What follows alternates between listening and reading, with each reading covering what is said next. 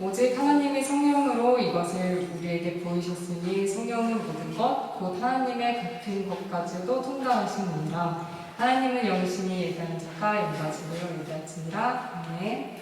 사랑의 하나님, 우리를 위해 이 땅에 예수님을 보내시고 우리를 위해 우리 안에 성령님을 보내주셔서 감사합니다. 우리 안에 살아계신 하나님의 영으로 예배하는 이 한 시간 되게 해주세요. 예수님 이름으로 기원합니다. 아멘.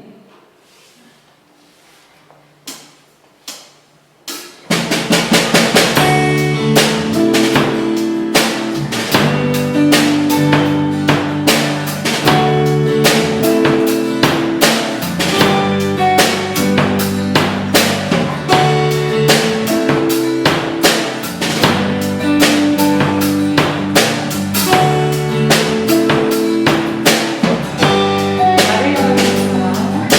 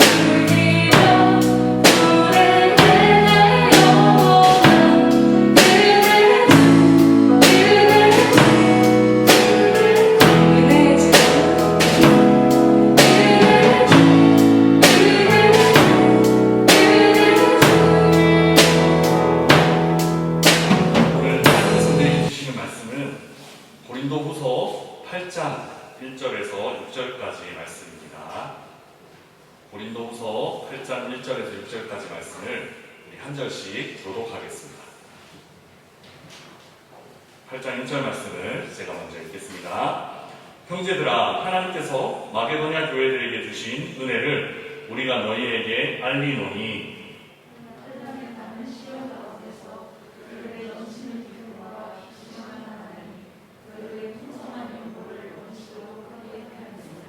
내가 증언하노니 그들이 힘대로 할 뿐 아니라 힘에 지나도록 자원하여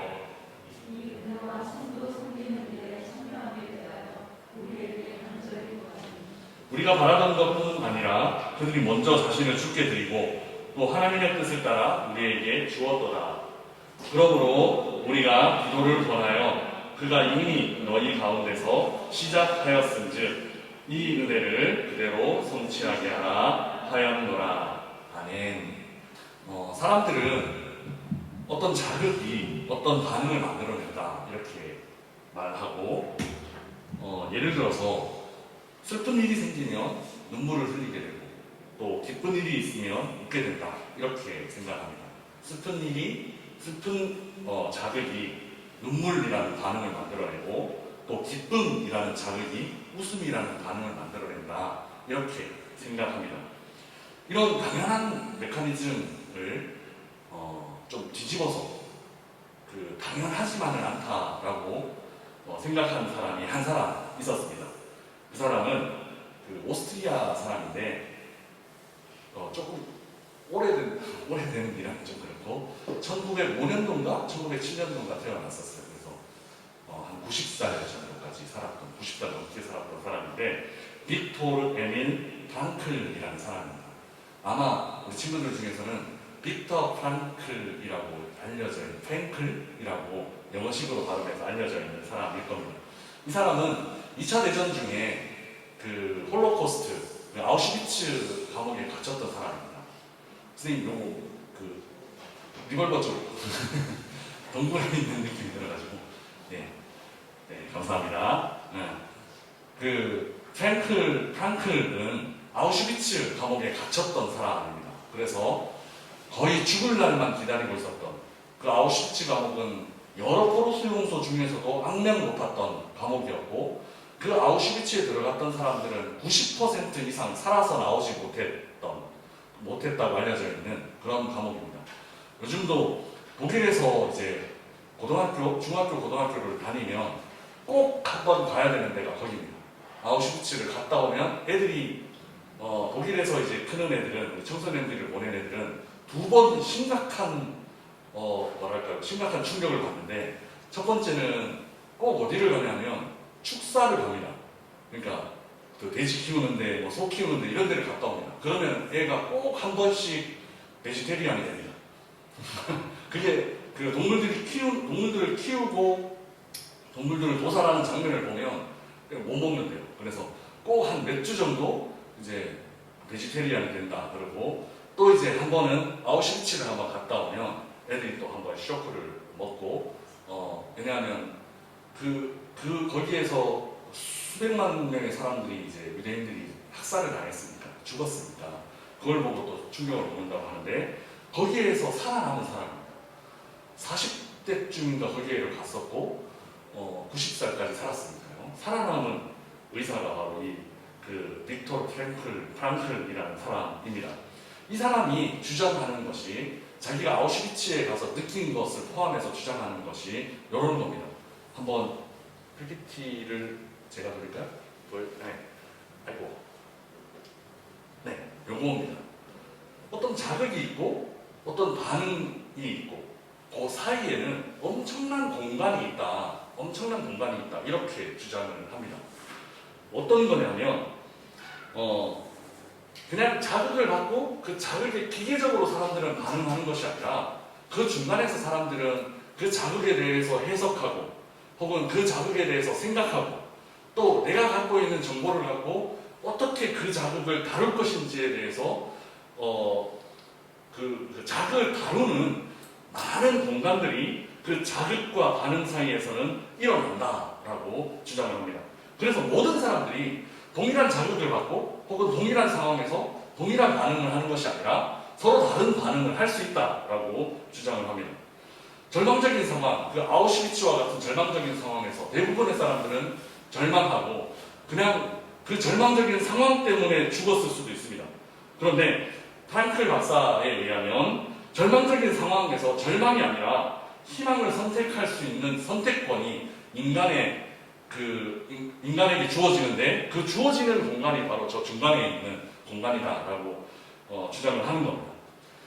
자극과 반응 사이에 있는 이 큰 공간, 이 엄청나게 큰 공간을 잘 활용하면 자극이 주는 부정적인 영향을 극복할 수 있고 또 보다 긍정적인 반응을 선택할 수 있다라고 프랭클 박사는 주장합니다. 그래서 아우슈비츠에서 같이 있었던 사람들 중에 언제 유독 사람들이 많이 죽냐 하면 언제인 것 같아요? 아우슈비츠에 있는 사람들이 그냥 영양 부족이나 가스실에서 죽는 강제로 죽는 사람 말고 감금되어 있다가 죽는 사람들이 대부분 많은 부류의 사람들이 성탄절 지나고 새해가 오기 전에 죽는다고 합니다. 왜 그러냐면 성탄절이 지나면 나는 여기서 나갈 수 있을 거야 라는 막연한 기대를 갖다가 그 막연한 기대가 꺾여지기 때문에 사람들이 그 기대가 꺾여지는 바람에 더 많이 죽는다고 합니다. 그러니까 실제로 객관적인 자극 때문에 사람들의 존폐가 결정되는 부분들도 있지만 그것보다 훨씬 더 많은 영역이 내가 생각을 어떻게 하느냐, 내가 그 자극을 어떻게 받아들이느냐에 따라서 전혀 다른 상황, 전혀 다른 반응을 만들어갈 수 있다라고 주장하는 것이 바로 이 프랭클 박사의 주장입니다.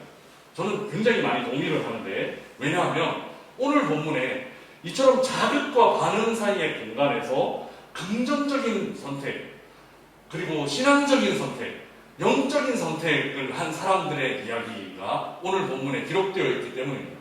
그 사람들은 마게도냐의 성도들입니다. 그래서 오늘 바울이 지금 마게도냐 지역에 있으면서 북쪽 지역에 있으면서 고린도에 있는 성도들을 향해서 편지를 쓰는 거예요. 어떤 편지를 쓰냐면 마게도냐 성도들은 힘든 상황에 처한 예루살렘 교회를 위해서, 그러니까 자기들이 한 번도 보지도 못했고 한 번도 만나지도 못했고 크게 교류도 없었던 그 예루살렘 교회를 위해서 이렇게 헌금했다라는 것을 자랑합니다. 그리고 고린도 성도들에게도 너희도 이렇게 예루살렘 교회를 위해서 같은 마음으로 도와줬으면 좋겠어, 이렇게 이제 권면하는 겁니다. 그런데 이 성경을 읽다 보면 고린도 교회의 마게도냐 성도들을 바울이 칭찬하면서 그냥 칭찬을 하는 게 아니에요. 그냥 헌금 많이 했어, 얘들 멋있지, 이러면서 칭찬하는 게 아니에요. 단순히 그들이 헌금을 많이 했기 때문이 아니라, 그리고 그 헌금 액수가 많았기 때문이 아니라, 사실 마게도냐 성도들이 처한 상황을 살펴보면 다른 사람들을 도울 수 있는 상황이 아니었어요. 오히려 마게도냐 상황은 도움을 받아야 되는 상황이었어요. 2절을 보시면 그들은 환난 내 많은 시련 가운데 있었고 그리고 극심한 가난을 겪고 있었다, 이렇게 바울은 표현하고 있어요. 세번역에 넘겨주시면 세번역 2절을 같이 한번 읽어보겠습니다. 시작. 그들은 큰 환난의 시련을 겪으면서도 기쁨이 넘치고 극심한 가난에 쪼들리면서도 넉넉한 마음으로 남에게 베풀었습니다. 마게도냐 성도들이 처한 상황은 헌금을 할 수 있을 만큼 넉넉하고 풍족한 상황이 아니었습니다. 오히려 그들의 상황은 헌금 자체를 할 수 없는 상황이었고 예루살렘 교회만큼이나 어려운 그리고 힘든 문제들을 안고 있었습니다. 마게도냐의 사람들은 넉넉한 가운데 베푼 것이 아닙니다. 오늘 3절에도 보면 이 마게도냐 사람들의 섬김에 대해서 바울이 어떻게 칭찬하고 있는지를 알 수 있는데요. 3절을 한번 읽어보겠습니다. 시작. 내가 증언합니다. 그들은 힘이 닿는 대로 구제하였을 뿐만 아니라 오히려 힘에 지나도록 자원해서 하였습니다. 아멘. 그런 어려운 상황, 극심한 가난 가운데 마게도냐 성도들은 그냥 내가 할 수 있는 만큼 한 것을 넘어서서 할 수 없는 것까지도 했다. 그리고 그 부분을 바울이 마게도냐 성도들의 이런 모습을 고린도 성도들에게 칭찬하고 있는, 자랑하고 있는 모습입니다. 환난과 어려움을 겪고 있는 상황이었습니다. 그리고 극심한 가난 가운데 있는 상황이었습니다. 마게도냐 성도들은 그럼에도 불구하고 힘이 닿는 대로, 힘을 넘어서서 오히려 힘에 지나도록 힘에 넘치는 마음을 예루살렘 성도들에게 베풀었습니다. 자극이 그저 반응을 기계적으로 만들어낸다면 이 일은 일어날 수 없는 상황입니다. 왜냐하면 마게도냐 성도들도 가난했고 예루살렘 성도들을 도울 수 있는 마음이 생기지 않았을 것입니다. 그런데 자극과 그 반응 사이에 마게도냐 성도들은 믿음이라는 큰 공간에 역할을 했던 것입니다. 믿음의 눈으로 그 자극을 바라봤고 믿음의 눈으로 그 예루살렘 성도들을 바라봤기 때문에 자기 상황과 자기 형편에 얽매이지 않고 그 상황과 형편을 뛰어넘어서 더 어렵고 더 힘든 사람들을 향한 마음이 생겼고 또 베풀 수 있는 마음들이 생긴 것입니다. 하나님의 뜻이 어디 있을까? 그리고 그냥 현실에 안주하는 마음, 하나님의 뜻이 어디 있을까 상상하지도 못하고 그냥 현실에 안주하는 그냥 그 자극에 그냥 순응하는 채로 살아가면 그냥 그 가난 때문에 그 현실 때문에 나는 아무것도 할 수 없어 그냥 그렇게 묶여 있었을 것입니다. 그냥 그 자극이 그냥 그런 반응을 만들어냈을 것입니다. 그러나 마게도냐 성도들은 자극과 반응 사이의 그 공간 안에서 하나님을 향한 믿음, 하나님을 향한 그 뜨거운 열정들을 발견하는 것입니다. 이 어려운 상황 속에서, 이 힘든 상황 속에서 하나님께서 그 예루살렘 교회의 그 상황들을 알게 하신 이유가 무엇일까? 기도하면서 그들이 해야 할 일들을 묵묵히 했습니다. 그래서 2절 상반절은 이렇게 고백합니다. 우리 세번역 말고 아까 앞에서 읽었던 성경, 우리 2절 2절 상반절은 이렇게 고백합니다. 환난의 많은 시련 가운데서 그들의 넘치는 기쁨.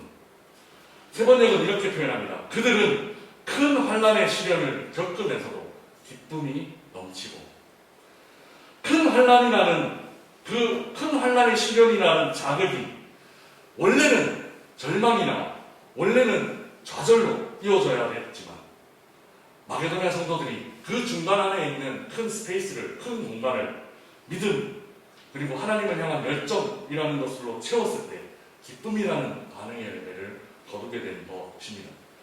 사랑하는 미래청년부 자매 형제 여러분, 이제 시작하는 한 주간 동안 힘들고 어려운 여러 자극들을 우리도 만나게 될 것입니다. 그런데 그렇다고 하더라도 당연히 기계적으로 주어지는 반응, 힘드니까 내가 좌절하고 힘드니까 내가 실망하고 그냥 당연히 기계적으로 주어지는 그런 반응이 아니라 자극과 반응 사이에 있는 그 큰 공간을 믿음으로 채워나갈 수 있는 우리 스님들과 우리 친구들이 되었으면 좋겠습니다. 그래서 우울하거나 움츠려질 수밖에 없는 그런 자극들이 생긴다고 하더라도 그 큰 환난을 믿음으로, 큰 환난을 기쁨으로 바꾸어간 마게도냐 성도들처럼 이제 시작하는 우리의 한 주간도 그 우리의 마음을 어렵게 만드는 그 수많은 자극들을 승리와 기쁨으로 하나님께서 우리에게 주시는 그 승리와 기쁨으로 그 기쁨의 반응으로 바꾸어가는 우리 미래청년부 친구들과 선생님들의 이제 시작하는 한 주간이 되기를 주님의 이름으로 부탁을 드립니다. 기도하겠습니다. 살아계신 하나님 아버지 은혜를 감사합니다.